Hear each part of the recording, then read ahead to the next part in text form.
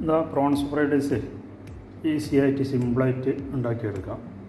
തലേ ദിവസത്തെ ചിലപ്പോൾ റൈസൊക്കെ ബാക്കിയുണ്ടെങ്കിൽ വേറെ എന്തെങ്കിലും എടുക്കുന്നതിന് നല്ലത് ഈ ഒരു ഫ്രൈഡ് റൈസ് ഇതുപോലെ ചെയ്തെടുക്കാൻ പറ്റും. അപ്പോൾ ഇത് എങ്ങനെ ഉണ്ടാക്കാൻ നോക്കാം അല്ലേ. ഹായ് ഫ്രണ്ട്സ്, എല്ലാവർക്കും ഇന്നത്തെ പുതിയ വീഡിയോയ്ക്ക് സ്വാഗതം.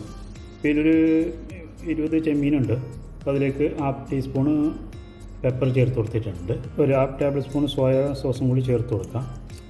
കുറച്ച് സാൾട്ടും കൂടി ചേർത്ത് കൊടുക്കുന്നുണ്ട്. ആവശ്യത്തിന് സോൾട്ട് ചേർത്ത് കൊടുത്തിട്ട് ഒന്ന് മിക്സാക്കി എടുക്കാം. ഇതൊന്ന് മിക്സാക്കി എടുക്കട്ടെ. മിക്സാക്കിയെടുത്ത് ഇത് മാറ്റി വെക്കാം. മസാല ഒക്കെ പിടിച്ച് വരുന്നത് മാറ്റി വെക്കാം. ഒരു അരമണിക്കൂറെങ്കിലും മാറ്റി വെക്കാം. അപ്പോൾ ഒന്ന് ഫ്രൈഡ് റൈസ് റെഡിയാക്കി എടുക്കാം. അപ്പോൾ അതിലേക്ക് 2 ടേബിൾ സ്പൂൺ ഓയിൽ ചേർത്ത് കൊടുത്തിട്ടുണ്ട്. എന്നിട്ട് ചെമ്മീൻ ഇട്ട് കൊടുക്കാം. ചെമ്മീൻ ഇട്ട് കൊടുത്ത് ഓരോന്നായിട്ട് ഇട്ട് കൊടുത്തിട്ട് ഒന്ന് വാട്ടിയെടുക്കാം. അങ്ങനെ ഓരോന്ന് ഇട്ട് കൊടുക്കാൻ നന്നായിരിക്കും. പെട്ടെന്ന് ഇട്ട് കഴിഞ്ഞാൽ വെള്ളം ഇറങ്ങി വരും. ഇത് ചെമ്മീൻ മൊത്തത്തിലിട്ട് കൊടുക്കട്ടെ. ഇതൊന്ന് ചെമ്മീൻ മറച്ചിട്ട് കൊടുക്കട്ടെ. പിന്നെ ചെമ്മീനെ കൂടുതൽ കുക്ക് ചെയ്യേണ്ട ആവശ്യമില്ല. കൂടുതൽ കുക്ക് ചെയ്താൽ കുറച്ചും കൂടി ഹാർഡായിരിക്കും. അപ്പോൾ ഇത് മൊത്തത്തിലൊന്ന് മറച്ചിട്ട് കൊടുക്കട്ടെ.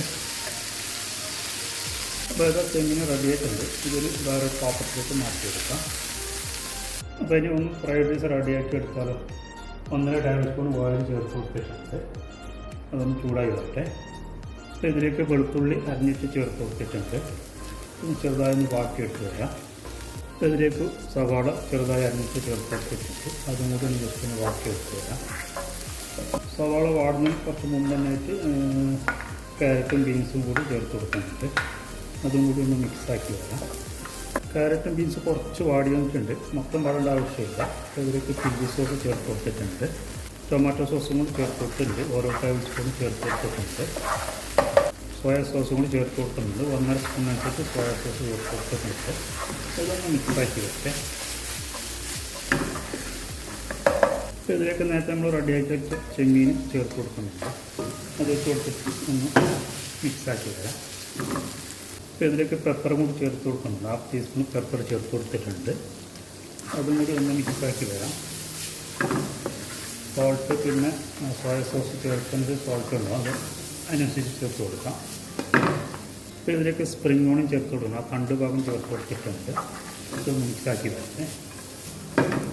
ഇതിലേക്ക് വേവിച്ച് വെച്ചിരുന്നു റൈസ്, ബാസ്മതി റൈസ് ഉണ്ടല്ലോ, അത് ചേർത്ത് കൊടുക്കുന്നുണ്ട്.